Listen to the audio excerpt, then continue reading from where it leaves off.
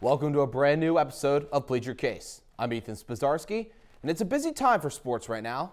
Today, we'll be talking about the results and the fallout of the Super Bowl and what new free agents could find new homes. Also, spring training has begun for Major League Baseball. You know what to do. Sit back, relax. It's time to plead your case.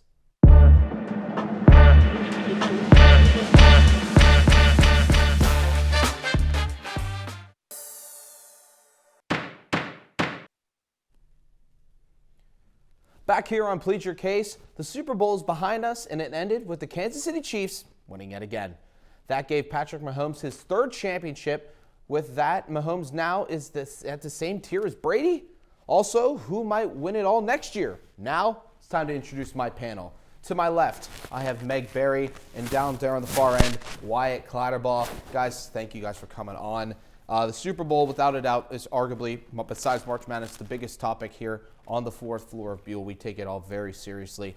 Let's start just breaking down the game. Meg, go ahead, give us maybe a little details about the game, what you saw, what you liked, what you didn't like. So, quick details about the game. The Chiefs' defense kept them in the game. They really did, holding the 49ers to a couple field goals. They held them to 2 field goals in regulation and holding them to 1 field goal in overtime to help to get the better hand, I guess you can say, in overtime, which potentially helped them to win the game, scoring that game-winning touchdown. So I honestly think the only reason the Chiefs came out with a win was because their defense was really on top of things.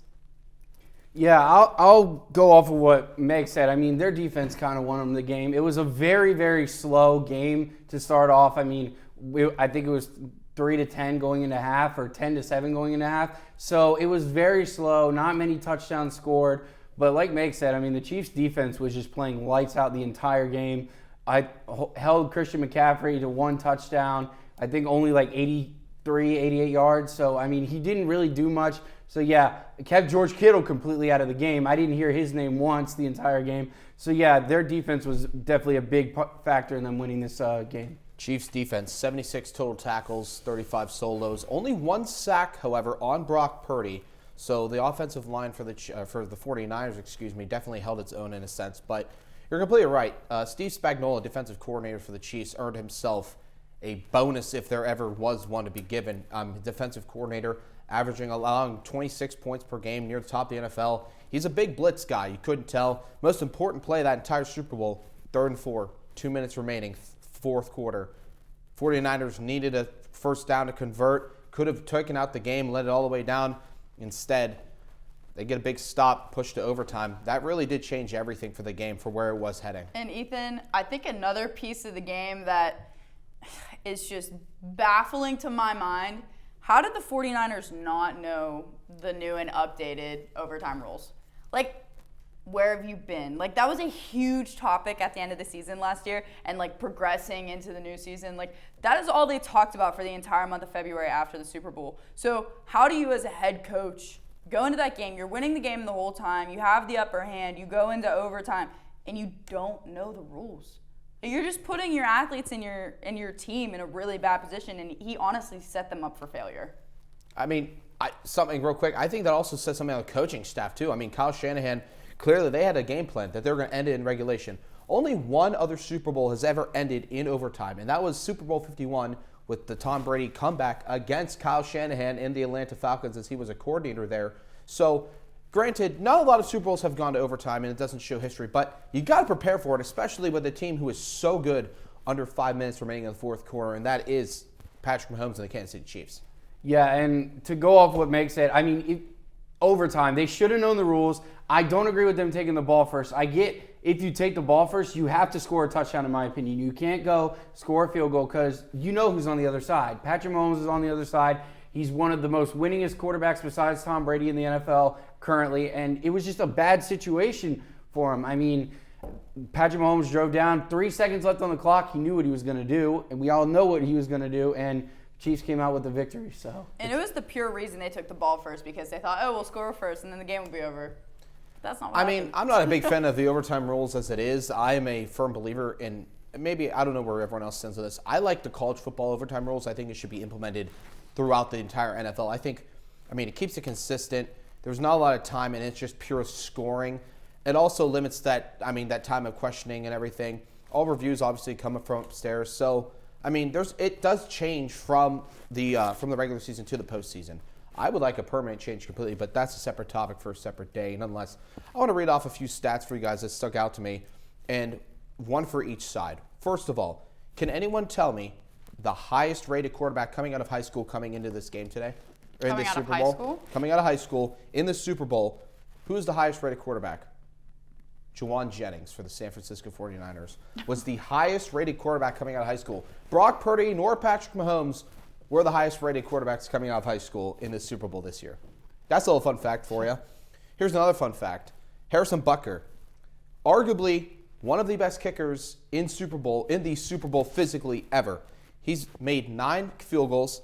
He's 37 career points, 10 for 10 on extra points. And this season, he also holds now the longest record for the longest kick, previously held by Jake Moody 20 minutes earlier in the game. 55 yards. And Jake Moody, who had missed 4 straight kicks in 4 straight games. Granted, it was an extra point this time. And, the D-line there for Kansas City was able to get up. But, Harrison Butker and Juwan Jennings were both huge impacts of the game, which goes to show the depth on both teams really played a big factor. I 110% agree. They always say, your defense wins you championships. They say that constantly. And I'll agree with that as well. The Chiefs' defense had a really great game, but the kickers on both sides of the team, the special teams on both sides, just really put in the effort and put the icing on the cake here, I think. Yeah, as I had said originally, this game, for the most part, was a field goal game. We didn't have the first touchdown until Juwan Jennings, of all people, threw a pass to Christian McCaffrey in which he ran it in and put the first touchdown on the game. But that just goes to show how reliable and how important kickers are in this day and age of the NFL. So we're going to now talk about something that's highly talked about, but it's a fair topic right now, especially with someone who's still in the middle of their career, in the prime of their career. Patrick Mahomes versus Tom Brady. Who really is the GOAT? Right now, both of them at this point, Tom Brady won 3 Super Bowls, had 2 MVPs. Mahomes, 3 Super Bowls, 3 MVPs. However, a lot more different stats come into it. Both are 70-plus wins up to this point. Both are very big contributors to their franchises here. Who is the real GOAT right now? Patrick Mahomes.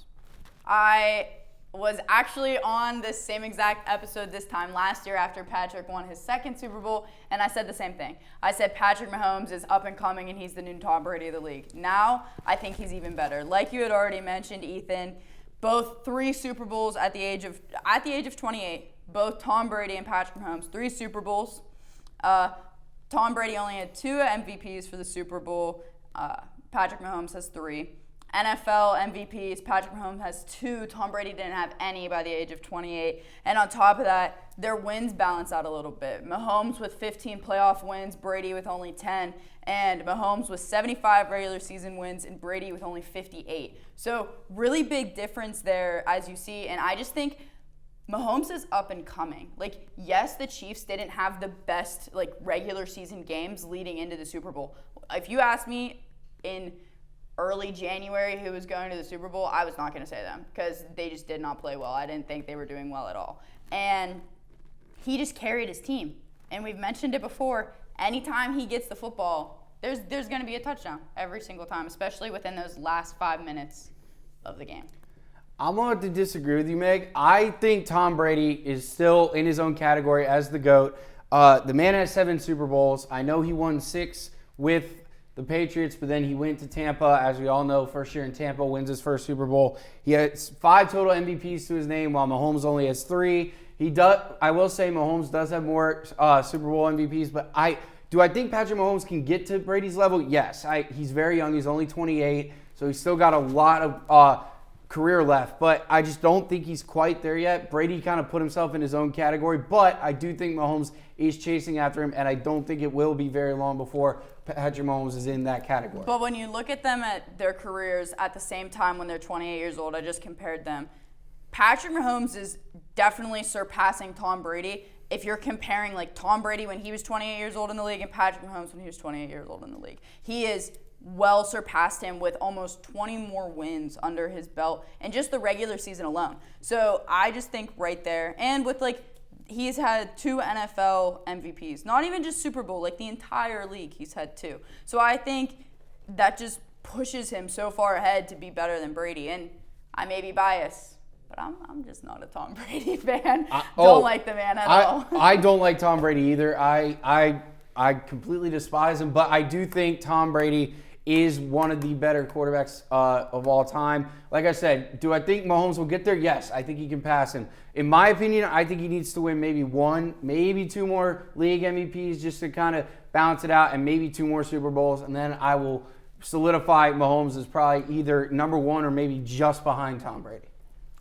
Hot take. Gentlemen and ladies here, I'm gonna be the guy to kind of mix it up a little bit. I mean, both have a very fair argument. Obviously, Tom is done; he's finished.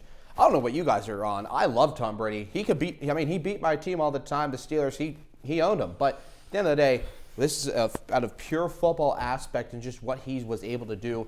Tom set the trend. It's kind of like comparing Michael and LeBron to a sense of different generations. Now, Tom did play up till 2-3 years ago, so he was around a very long time. But when he started, this was a completely different league. This was still something adapting. The mold now is quarterbacks who are mobile and able to stay outside the pocket are winning championships. We've seen that the last few years and winning MVPs as well.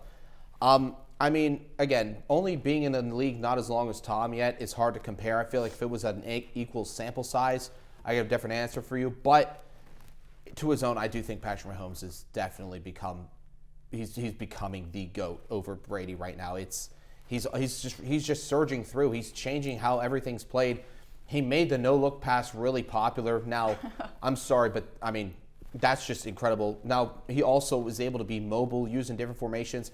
I also do think the supporting cast is a huge factor of it as well. Kansas City didn't really have a defining number 1 wide receiver, while whenever Brady was playing, he also didn't have that as much. But I think a lot of the different aspects that they're playing with are very similar. Not a number 1 definite wide receiver, 2 of the 5 best coaches ever, including Andy Reid and Bill Belichick.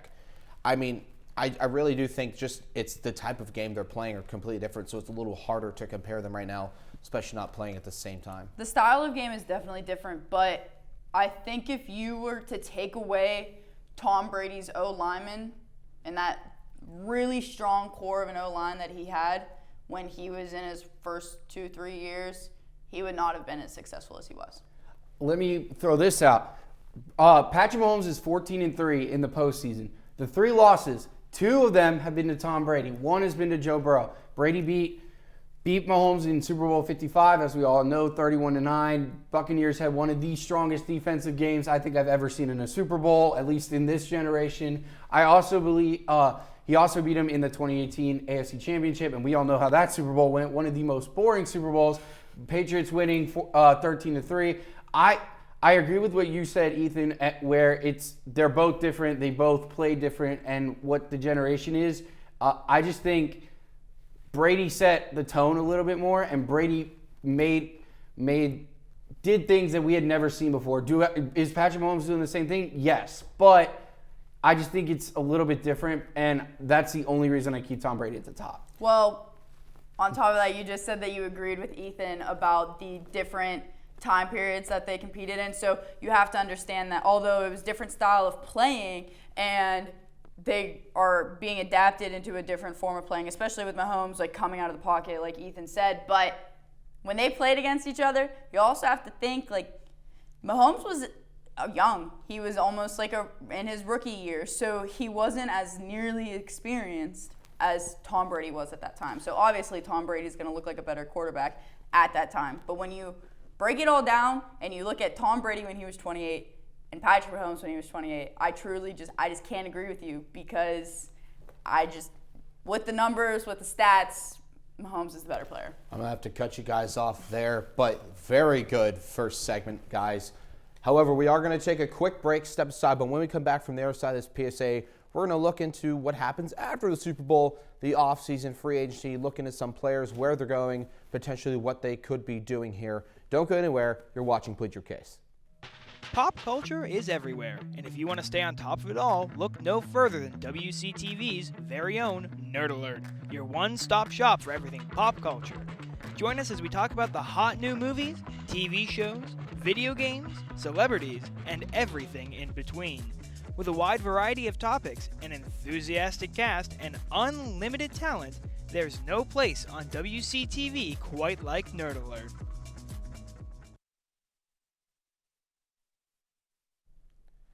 Now that the football offseason has officially begun, we're going to take a look at free agency. Kirk Cousins is at the top option for quarterback. Reportedly, his asking price is $90 million for 2 years. Also, what are some points of free agents we want to bring to our favorite teams? So, Meg, I'll start off with you with the good old Uncle Kirko, see what he wants to do, Mr. Kirk Chains. Where's Uncle Kirk going? So, 90 million. It's It's a lot of money. It's a lot of money. So that's $45 million for 1 year, right? Torn Achilles, right? I'm sorry. Per the scars. You're 36 years old. You just tore your Achilles, and I understand like NFL rehabbing and NFL surgeons and stuff like that, top notch, best in the league. I get it, but you're 36 years old. And you've been playing football your entire life, you're not going to be the same quarterback coming back for that.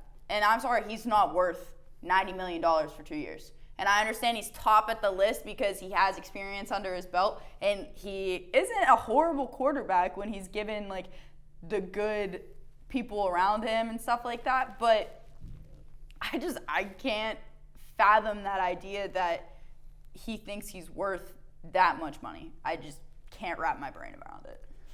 Yeah, I agree with Meg on this one. I mean, Kirk Cousins, the guy's turning 37 going into this season. He wasn't a full-time starter till 2016, only has one playoff win under his belt.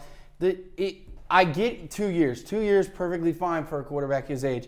But 90 mil, that's asking a lot from a lot of teams. And I know there are a lot of quarterback-needy teams out there, but 90 million is just way too much for a guy like him. And like you said, he tore his Achilles. It's not going to be the same unless you're freaking Aaron Rodgers, where you just decide, I'm going to try to come back, but selfish. It's just it's not worth it to me. And any team that signs him, I mean, you got a great quarterback, but I give him maybe 50 mil, maybe 60, being generous. But do you have a great quarterback?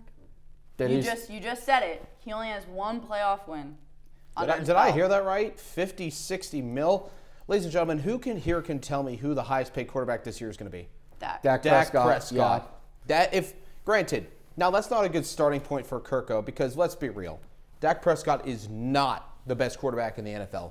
I'd argue at most he's maybe in the 10 to 15 range. Yeah. I really do not believe that. He's a great B+ quarterback. I put him in top 20. I'd say, he's a B+ quarterback. Yeah. Colin Cowherd says it very well to that point. He's a B+ quarterback.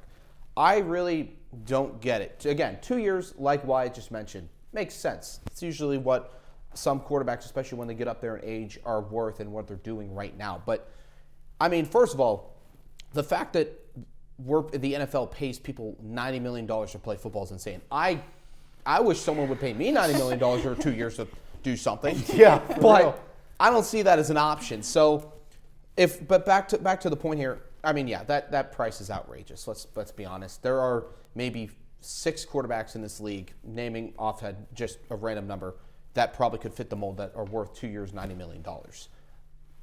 Maybe not even 6. And Kirk, I'd argue, is probably more near 4 or 5. Yeah. But I don't think Kirk is one of those people. No. Like Wyatt had mentioned, you have one playoff win. I get it. He didn't have the best team, didn't have the best supporting cast. I understand. But one playoff win and all the years under your belt is not enough to sell a team to be like, yeah, I'm worth $90 million for 2 years and I have one playoff win.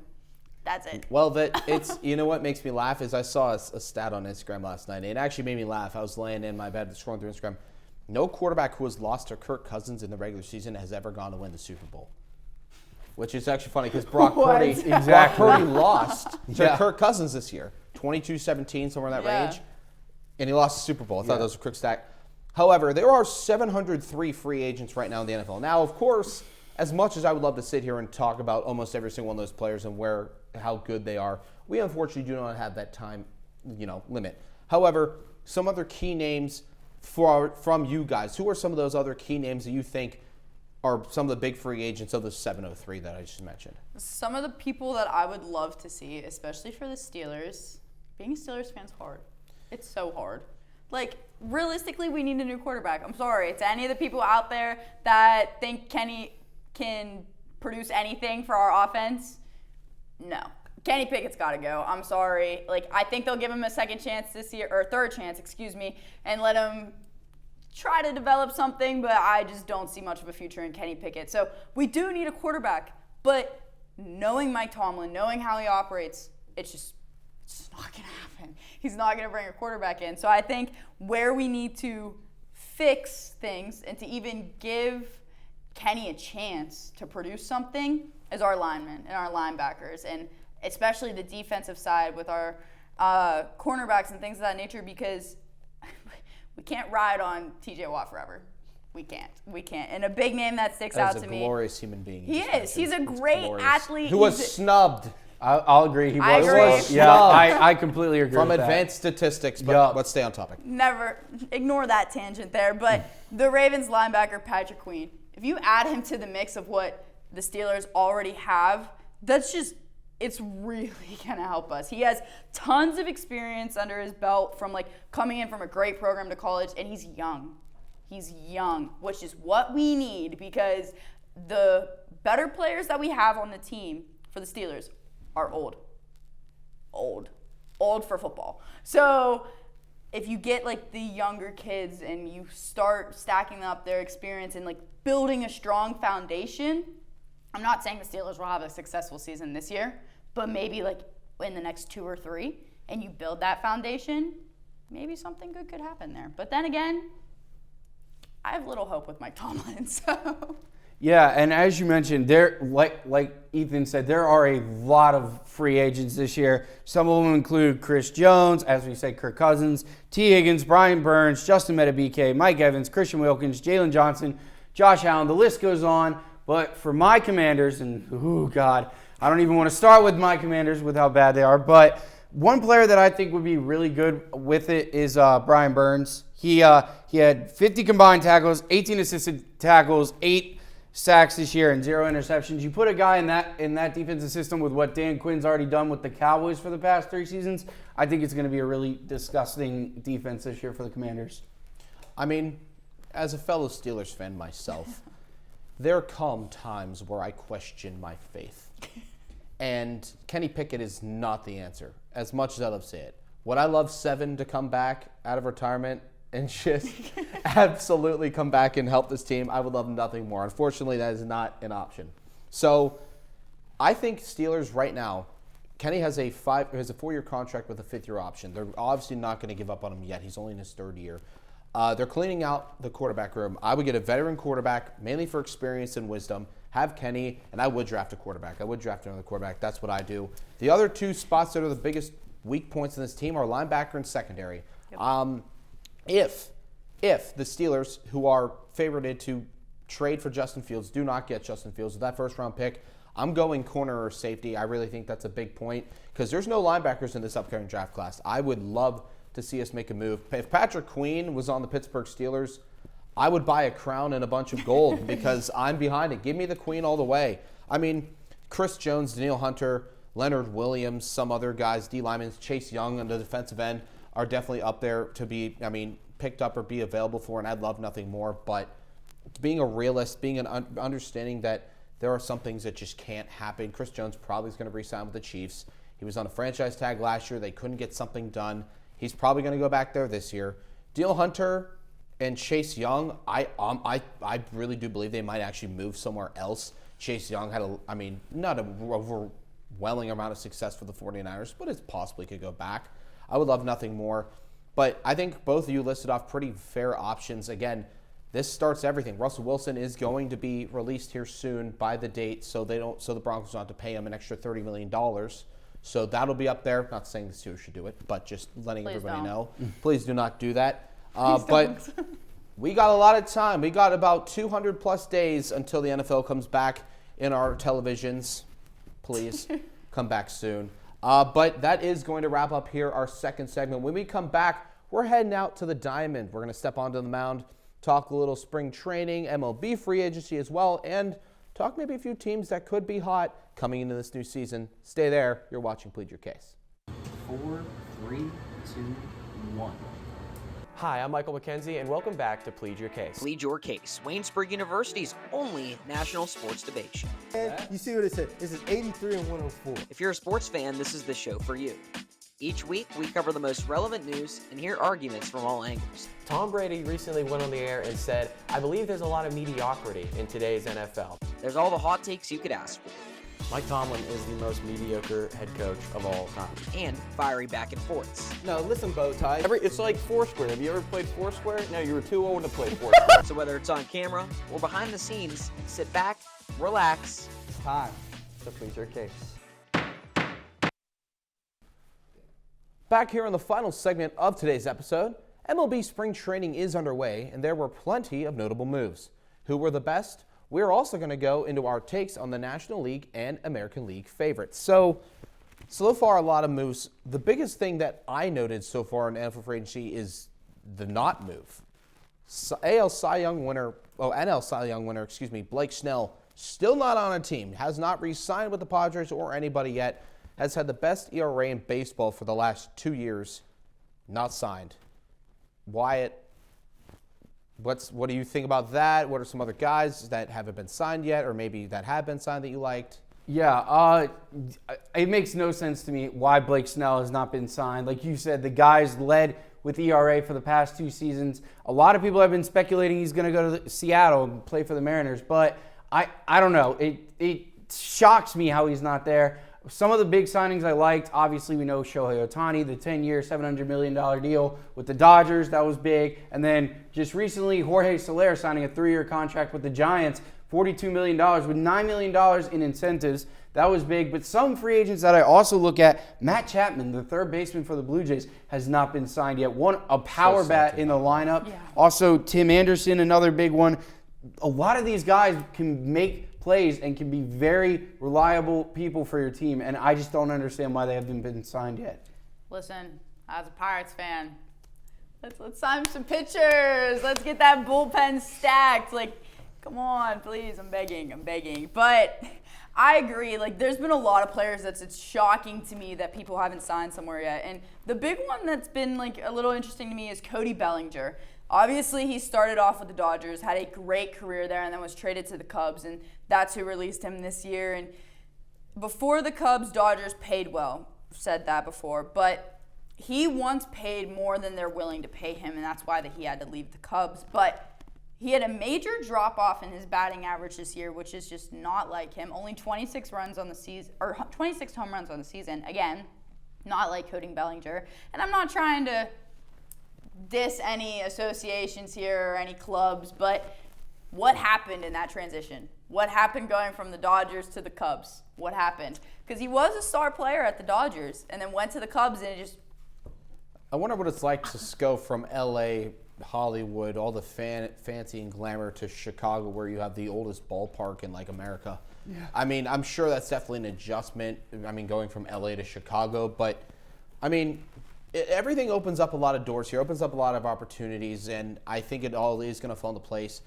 To me, this is going to sound kind of, not shocking at all, but I think Aroldis Chapman to the Pirates is a huge sign. Already having David Bednar there is, I think, very important. I mean, David Bednar the last 3-4 years for the Pirates has been definitely that guy. He's been a top 3 player, mainly because he's the only ones that hasn't been traded yet. But, I mean, to me, having Bednar and Chapman in your ace, in that bullpen, is really going to help you out in the future, especially to close games. The Pirates last year were without shortstop O'Neal Cruz for a good chunk of time because of that slide to home plate there. That injury took him out for the rest of the year. I mean, I would love the Pirates maybe to make even a push for Ha-Seong Kim. I think that would be a very good move. I think he's a very good player, very good shortstop. San Diego has plenty of those infielders just sitting around on the shelf. But to me, maybe making a move for Ha-Seong Kim. I like the Grandal move as well for the Pirates. I thought that was a good move, having a new catch in there, especially because Endy is not going to be playing this year. So, I mean, as much as I love seeing him and his braces at home plate, just getting ready to, hit some balls, catch some balls as well. I think he's a very entertaining player to watch. But some of the more hometown moves I really like so far throughout the MLB. But the second part of the segment I want to get to, and I'm really excited to hear what you guys have to say, are our favorites, some of the hot teams. For right now, for each league, name one team you think is going to be very good and one surprise team you think could also be very good. We'll start with Wyatt. Yeah, so obviously one of the top teams, the Dodgers. They got Tyler Glass now from the Rays. They got Shohei Ohtani. If they don't do something with the roster they have, I do not think that they deserve to go to the World Series. They have the skills, they have the talent, they have the pieces. They just got to make it work. And then a surprising team in the National League, honestly, Marlins, Miami Marlins. They can be scrappy. They can shock some people. 2020, they shocked some people. I know it was only a 62-game season, but they did shock some people making the playoffs. And then for the American League, I was debating this, but I got the Texas Rangers kind of repeating as leading it. I got the Orioles right behind them. And then a team that could make a shocking run, Cincinnati Reds. Give me the Cincinnati Reds. They got a good lineup. They got Elly De La Cruz, who's going to be playing a full season. They got Jeimer Candelario. I don't know if they're going to sign Joey Votto. He's currently a free agent. They might bring him back. I don't know yet. But they might sneak in and win their division. So those are the teams I have for 2024 season. So my like shocking team, and I even wrote it on here, like I really want to say it really bad for the National League just because like they can do it. Every year they get so close and it just never happens, is the Braves. I would love to see the Atlanta Braves like be somewhat successful, figure out a way to be successful, but I will agree with you, Wyatt, that the Dodgers, they're just on top. Their bullpen is absolutely stacked, and if you can't create some type of momentum or you can't figure out a way to make it to the World Series and win, I don't understand either. They have the money to do it. They have the money to buy off and pay off anybody that they need to. So their cap space is unique. Exactly. Yeah. I just don't understand how. I mean, I really just want to see the Braves win, but they lost in the first round last year to Philly, and that goes with my argument that the playoff bracket is messed up. That week off, if you're not in the wild card, is too long off, but we don't need to get into that. But for the American League, I'm going to have to go with Baltimore. Yes, the Astros are obviously dominant every single year, but I will never, ever, as a diehard baseball fan, root for the Astros for anything that I do in my life. And I feel like a lot of baseball fans will probably agree with me there. But when you look at last year, Baltimore had 101 wins while the Astros only had 90.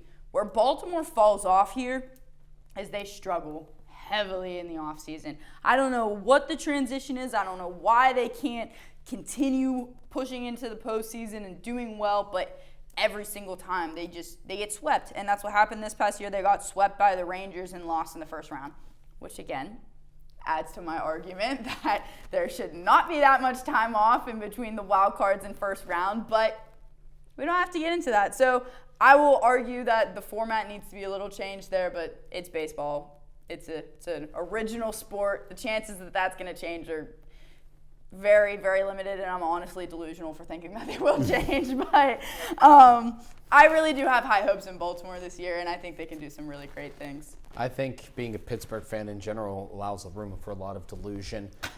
Keeping it short and sweet here, I think in the National League, the Dodgers, again, for the 8th season in a row, have set themselves up to be the best team in baseball. If they do not produce, it's a problem in the front office. Something needs to happen, whether it's manager, some other position in the front office, it needs to be changed, or they need to trade away some big name to help maybe spark something. So for me, the Dodgers need to be near the top of that list. In the NL, some other teams I really like, Cincinnati Reds, hit the nail on the head there. Really do like that team. I think Elly is becoming a very fast rising star. Don't count out the Padres or the Giants. The NL West always finds themselves into an interesting situation near the end of the year, so I like those teams as well. In the AL, the Astros are always going to be contenders. It's just who they are, no matter if we like it or not, which we don't. But keeping it short and sweet there. Now, for the American League, I'm going to reach down here. I have another team, and a team I hold so close and dear to my heart that I think has the potential to do so much. No. Give me the Blue Jays, baby. No. Finally. No. It's finally going to happen. You know why? Because it's the revenge tour. I'm telling you this. The revenge tour is loaded. How? Why? Why do you think that? There is a lot of teams. I'm telling you right now. You're genuinely looking me in the face saying that they're going to be successful I this year. swear, I truly wholeheartedly believe this. I do believe the Blue Jays are going to be back in the playoff run this year. I really do believe They currently don't have a third baseman They right don't now. have a good third baseman. We talked about delusional. We talked about having delusion as being Pirate fans and Pittsburgh fans and all of that good things. But, sir, you're delusional. I am here to inform you that you're correct. Matt Chapman has not re-signed with the team yet. It does look scarce on that front. However, I mean, I think I'm correct that you're delusional. I really, I agree with Meg on this one. I fully admitted to the delusion. There's no doubt about it. I really do believe that the Blue Jays are going to make a run this year. I think there's a lot of openings for it as well. I mean, Bo Bichette, he revenge tour. Vladimir Guerrero Jr. he covered the MLB. Very interesting choice.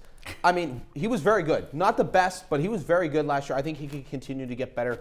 I really do think this team's going in the right direction. They just need to finish out the first half of the season in the right direction. That's their direction. They finished this way. Ladies and gentlemen, call the little Einsteins. We're going, we're going over. No. I'm telling you. Yeah, did you see that second part of that? Woo. The downward? You gotta go on the landing strike. You gotta land right, you know? No. You're still. I'm sorry plummeting. that my panel doesn't agree with me. Unfortunately, in my case, that is going to wrap up today's final segment. We appreciate you for coming in and tuning in this week. Thank you to our awesome crew, our producer, Anthony DeFilippo, my panel of Meg Barry and Wyatt Clatterbaugh. We thank you all this week for sitting down with us. We'll see you next week. Don't ever forget. Don't forget. This is Plead Your Case.